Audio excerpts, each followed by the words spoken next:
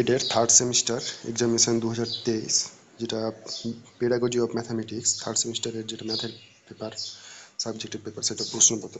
Course number হচ্ছে 1.3.7b, সময় 1 ঘন্টা 30 মিনিট, আর ফুল মার্ক হচ্ছে 35।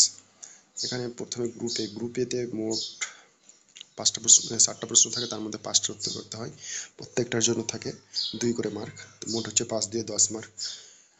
এখানে 1 নম্বর, উত্তম গণিত পাঠ্যপুস্তকের 4টি বৈশিষ্ট্য লিখুন।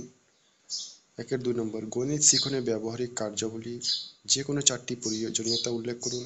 3 নম্বর, গণিতে অধিক মেধা সম্পন্ন শিক্ষার্থীর যে কোনো 4টি বৈশিষ্ট্য লিখুন।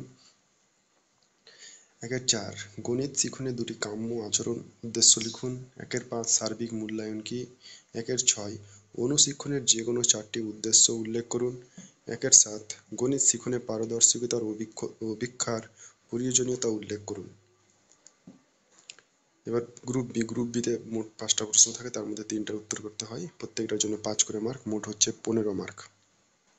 এখানে প্রথম প্রশ্ন 2 নম্বর, মাধ্যমিক স্তরে গণিত পাঠ্যক্রম প্রস্তুতির নীতিগুলি উল্লেখ করুন। 3 নম্বর, গণিত শিখনে বিভিন্ন প্রকার সহপাঠ ক্রমিক কার্যাবলী সংক্ষিপ্তভাবে লিখুন।